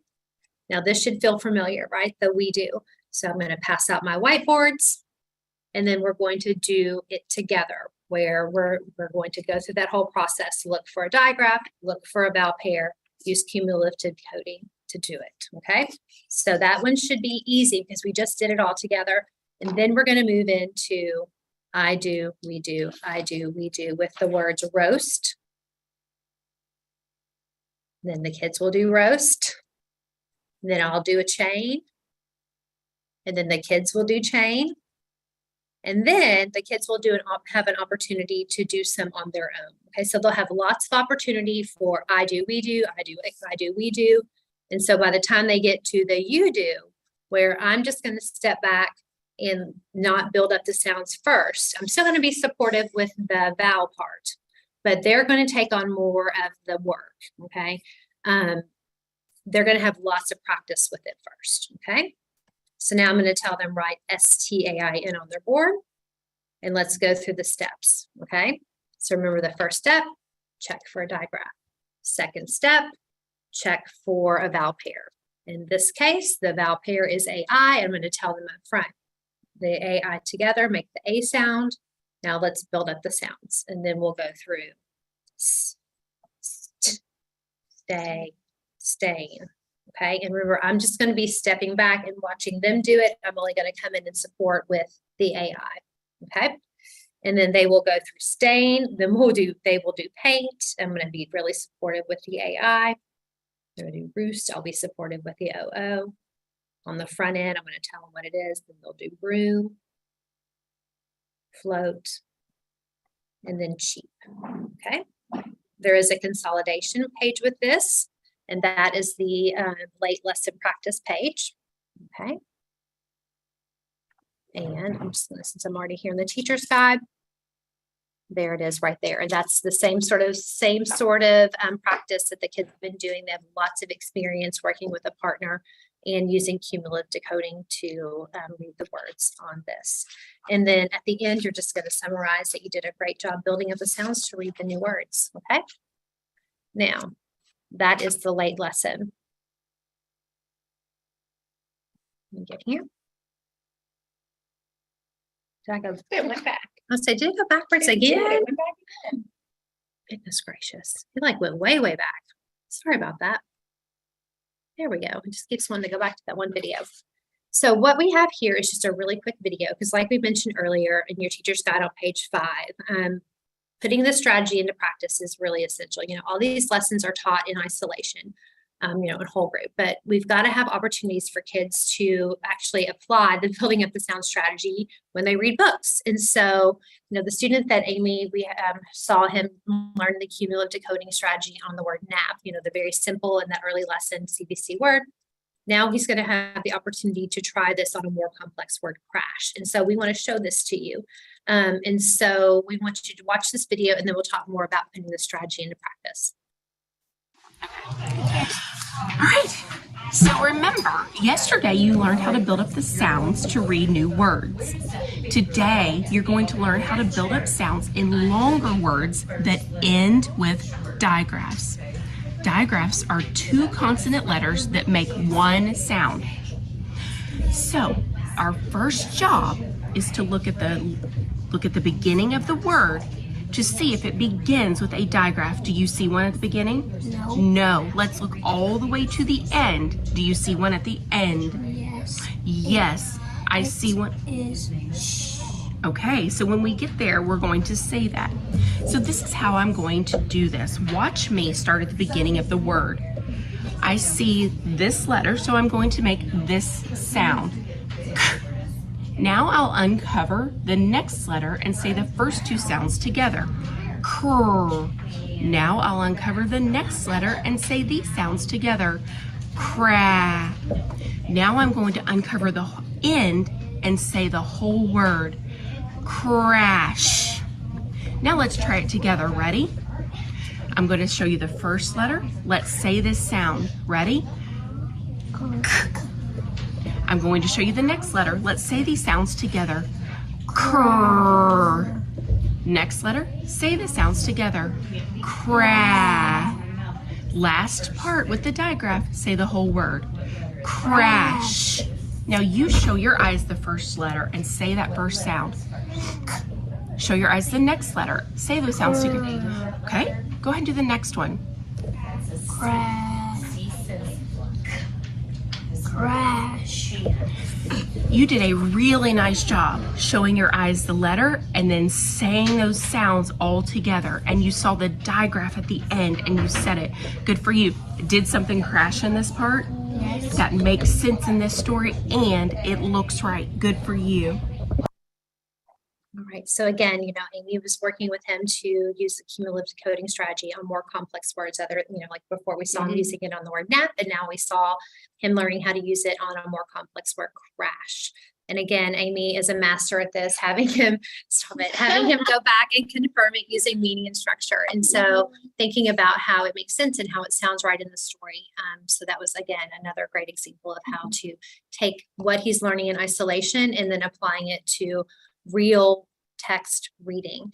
And so if you are in your teacher's guide, go ahead and flip now to page 5, because yes, of course. Just a little caution though about using this. We hope we've conveyed the idea of the type of words that the strategy will work on. We just want to caution, don't try it on words that should be sight words. Or irregular word like wash. The word wash has a digraph, but it's irregular. So this strategy really wouldn't work on a word like that. Okay. So just remember, sound regular, but complex words. Yes, thank you, Kim. Yeah, so if you turn to page 5 in your teacher's guide, there's a whole section in there about putting the strategy into practice. It has that reminder in there that Kim just reminded us, about not using it on, sight words and that sort of thing. You, like Sam said, Sorry, it no, was no, in no. the teacher's guide. Yeah, I just want to make sure that you're using it on words that are, sound regular, more complex. And then it has a little like teaching sequence in there about what you can actually say to prompt kids to using it. And again, just reminding them to go back and reread to confirm that, their visual attempt is making sense and sounding right within the context of the story. Okay. So our last slide that we have in the slide deck is actually about the PD, ELLE credit, and stipends, but we have just a few extra minutes really quickly. We want to touch on the assessment very, very quickly. So I'm going to quickly jump out of the slide deck, and I apologize. I'm going to quickly scroll back up to page 5. So close your eyes if this makes you seasick. In the teacher's guide on page 5, right before the putting the strategy into practice, there's a whole section on assessment. And so in this module, there are really 3 different types of assessment that you are going to be using. One is the pre and post assessment, which I'll get into more detail, and Kim and Amy, you all jump in if there's something that I leave out.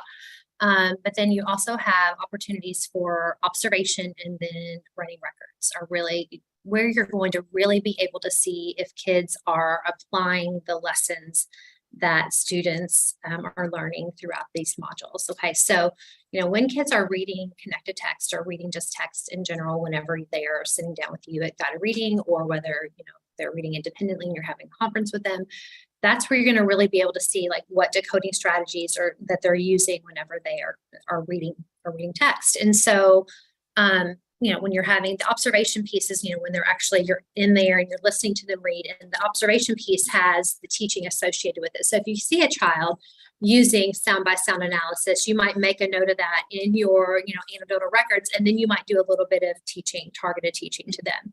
And then you might sit back a minute and watch them read a little bit more and to see if that teaching has made an impact. Okay. So observation, it should say observation with targeted teaching, really, because you're not just going to sit there and allow them to continue using an inefficient strategy for decoding, right? So it's going to be observation with teaching, right? And then you have running records. Okay, so the running records really is an assessment where you are going to take yourself out of the equation. You are going to be what we call a neutral observer. And so neutral in meaning that you're not going to interrupt the teaching. You're going to remain quiet in your face and body, and all that is going to remain extremely neutral. Like no head nodding, no noises, even though you're Smiling. no smiling, no frowning, no whatever it might be. You need to remain as neutral as possible, because you are trying to determine, when I remove myself from the equation, the teaching situation, what is it that the kid does? Whenever you do a running record, it could be something formal, like when you're doing the NSGRA or like a DRA or BAS, like a formal, like when you're benchmarking a kid, when they're reading a passage or reading a book. Or it could be as part of whenever you're doing like a running record that may be on a book that they've seen before as part of like your small group reading. Either way, running records, you should remove yourself from the teaching situation and just allow them to read so that you can see what they do when you completely remove your support. Okay, so those are 2 opportunities for you to observe what it is that kids do when they come to something that they don't know. The other opportunity that you have for assessment is the pre and post assessment. Okay, and those are linked in this teacher's guide. And really with the pre and post assessment is just having kids read a list of words. So these aren't like kids reading words like in a text. Okay, this is where I'm just going to provide you a list of words, and I want to see what you do to read them. And the list of words are just right here. I'm going to just go on and click to them so that you can see them. And they're bookmarked. Again, say that, and they're also in the folder as loose documents. Yeah. So if you go to the folder that we've shared with you all, it's here. So there's a preamble that I'll show you here. So here's the assessment, and then when I get to the checklist here in a minute. So here's the assessment. So notice here it says students efficiently decode words. So that's what this is. It's not just about decoding in general. We're looking for the word efficiency. We're looking to see if they are sounding out words or figuring out decoding words that have short vowels, initial and final digraphs, or initial and final blends in an efficient manner. Okay. And we went on to define what efficient means. Okay, so efficient means that they are not sounding phoneme by phoneme. Okay, we're looking for, are they cumulative decoding? Are they using a strategy like onset and rhyme, like that sort of thing? We're looking for something other than letter by letter sounding. Okay, so in order to do this assessment, you need to have a copy of the student form and you need to have a copy of the teacher recording form, okay, which is linked down here below. I'll show you that again in just a second. So here are the procedures. They're very, very simple. I think they're exactly the same as what they were in the intermediate module, the assessments, okay? So what you're gonna say is, I wanna see how many of these words you can read. Put your finger under the first word and read it, and then now read the rest. And these are the words, okay? Lump, broth, stash, pest, and wind.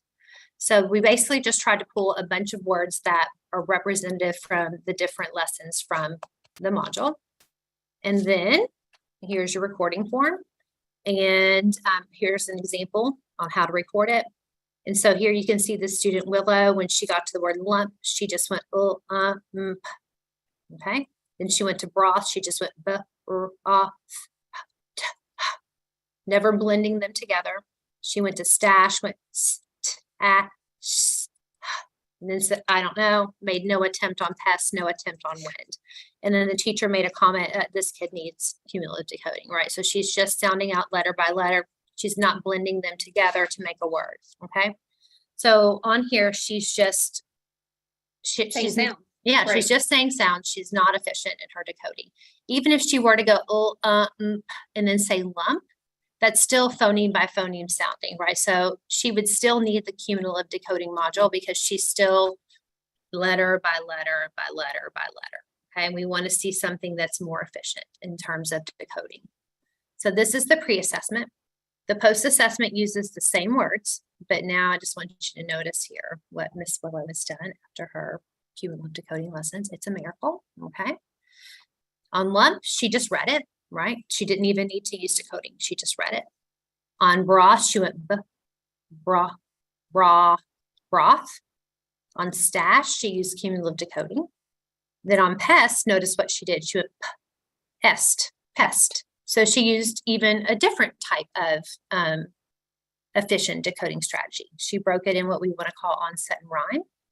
Okay, she said the first sound and then said the last three letters in the rhyme. And then in wind, she used another decoding strategy, taking words apart. She went wind. Okay, the important thing is noticing that she, said the whole word too. If she just would have went and then no check, right? She just wouldn't have gotten credit for that. Okay, so the important thing here to notice is the difference in Willow's decoding. Right before, she was just saying sounds. Now she's got a variety of decoding strategies. Okay. Good job, Willow. Yeah, good job, Willow. Right. So, May I add something? Mhm. Right. They're like, ooh, what's she gonna say? Who's Willow? Right. What we're hopeful with this module is that, and maybe you don't notice this, but when we work with our students, we notice that when they get to the point of difficulty, their eyes come off the text, and we can't allow that to happen.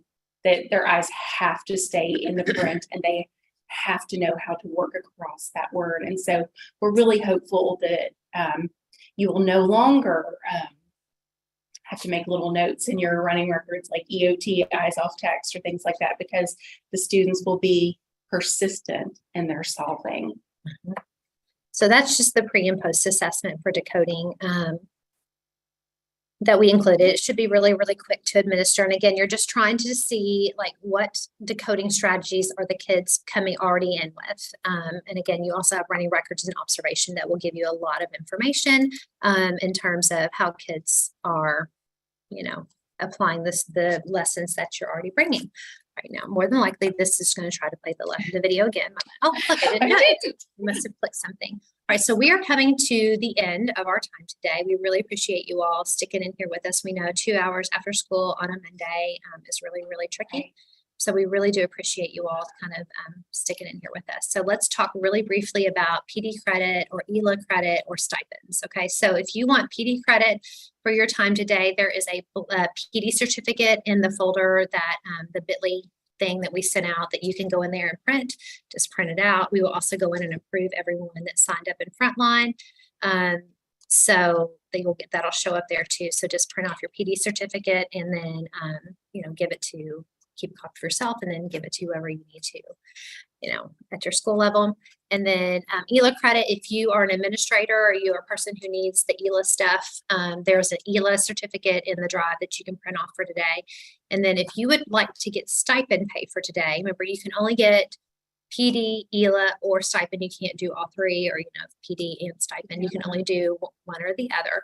So make a decision on which one you want. If you want stipend pay for today, make sure that you complete all parts of the form. There is the stipend form is in that folder that we shared with you.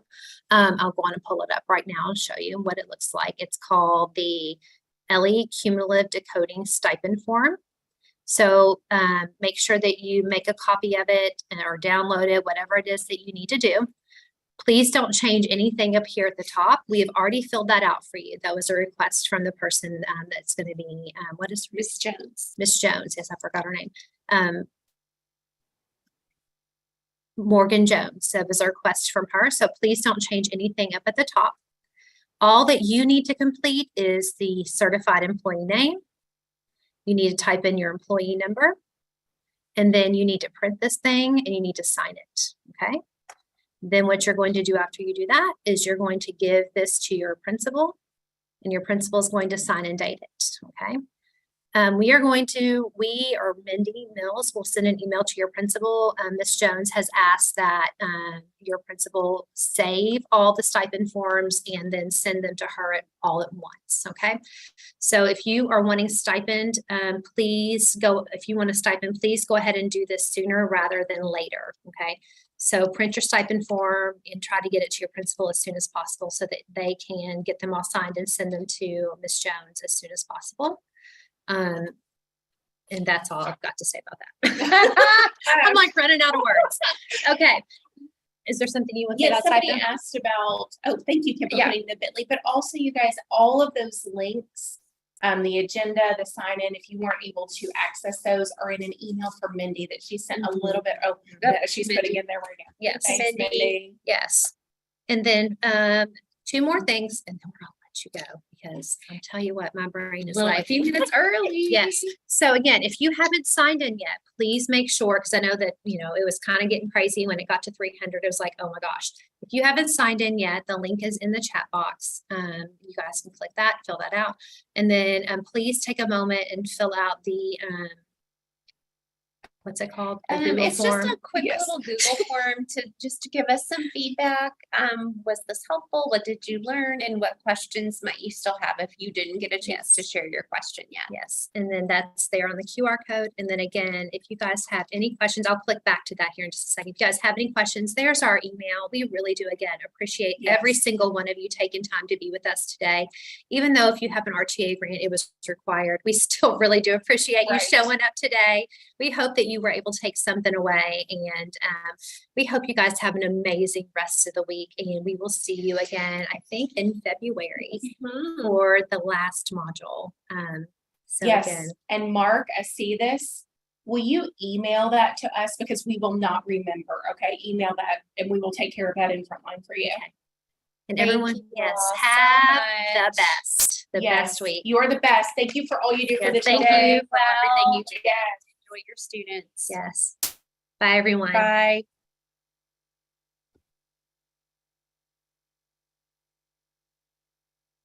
Thank you, Diana, for being amazing. Really? Yes. Love you, babe. Yes, we will drop the recording. Yes, ma'am. Miss Laura, we will put it in. Yes, thanks for coming, Laura.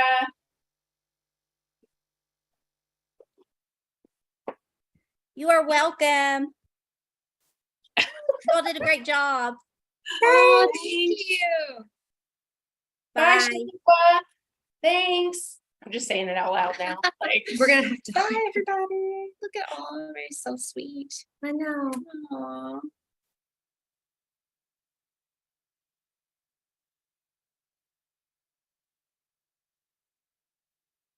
Woo. Okay. we're back up. You said woo. Hold on, I pinned myself.